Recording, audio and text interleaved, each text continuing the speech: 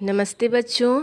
आज हम नैतिक शिक्षा पाठ 2 पढ़ेंगे, जिसका नाम है संध्या और उसकी तैयारी।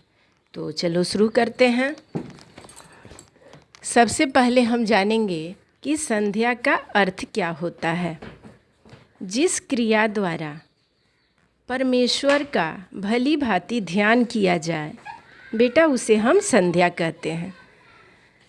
अब हम जानेंगे संध्या का समय। संध्या हमें किस समय करनी चाहिए? सायं, प्रातः, दोनों संधि बेलाओं में दोनों समय प्रतिदिन संध्या करनी चाहिए। अब हम जानेंगे संध्या के अधिकारी। संध्या के अधिकारी कौन कौन हो सकते हैं, कौन कौन संध्या कर सकता है। बच्चे से बूढ़े तक सभी स्त्री पुरुषों को संध्या करने का अधिकार है।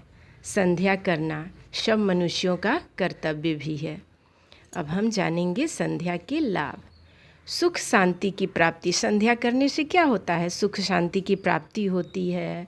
धर्म, अर्थ, काम और मोक्ष की सिद्धि मिलती है। स्वास्थ्य, आयु और यश की वृद्धि होती है तथा बुद्धि का विकास होता है। अब हम जानेंगे बेटा कि संध्या का वस्त्र कैसा होना चाहिए। तो संध्या का वस्त्र स्वच्छ, पवित्र, सादे, ऋतु के अनुकूल होना चाहिए। सफ़ेद वस्त्रों की परंपरा अधिक है, अथवा इच्छानुसार कोई भी वेशभूषा। हम अपनी इच्छानुसार कोई भी वेशभूषा धारण कर सकते हैं। ऐसी परंपरा है कि सफ़ेद वस्त्रों को ही पहनकर संध्या करनी चाहिए। अब हम जानेंगे संध्या का स्थान।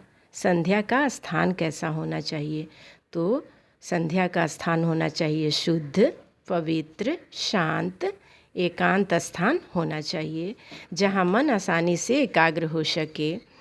घर, वार, बगीचा, मंदिर, नहर या नदी का किनारा, जहाँ कोई भी आदि, जहाँ मतलब कहीं भी हम संध्या कर सकते हैं। संध्या का आसन कुशा। संध्या का आसन कुश का भी हो सकता है, ऊन का हो सकता है, कपास का भी आसन आप बना सकते हैं। रेशम का सुखद आसन, रेशम बहुत ही आरामदायक होता है, तो रेशम का भी आसन हो सकता है। उस पर सिंहासन या पद्मासन या सुखासन लगाकर शरीर को सीधा और स्थिर करके बैठना चाहिए। संध्या के आसन पर हमें कैसा बैठना चाहिए? एकदम सीधा और स्थिर बैठना चाहिए। और संध्या के 19 मंत्र, मैं आप लोगों को आगे पाठ में संध्या का जो 19 मंत्र है वो भी बताऊंगी। संध्या के 19 मंत्रों का धीरे धीरे उच्चारण करना चाहिए। अब हम जानेंगे संध्या में मुख दिशा। संध्या करते समय हमारा मुख किस दिशा में होना चाहिए?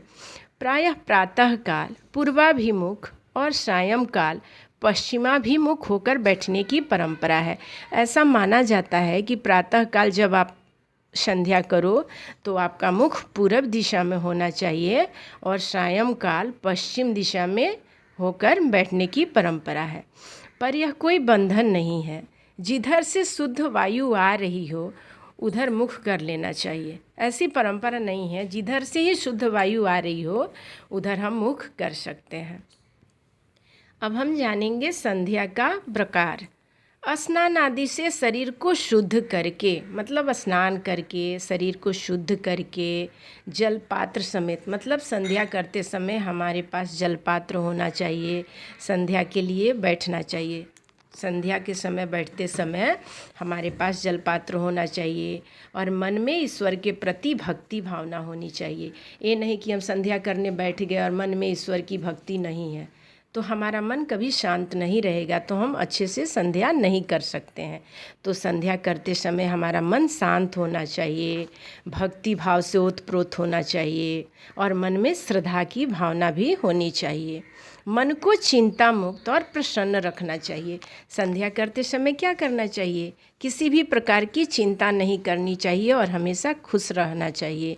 और सायंकाल हाथ मुंह पाँव धोकर संध्या करनी चाहिए और हमेशा स्वच्छ होकर के संध्या करनी चाहिए। धन्यवाद।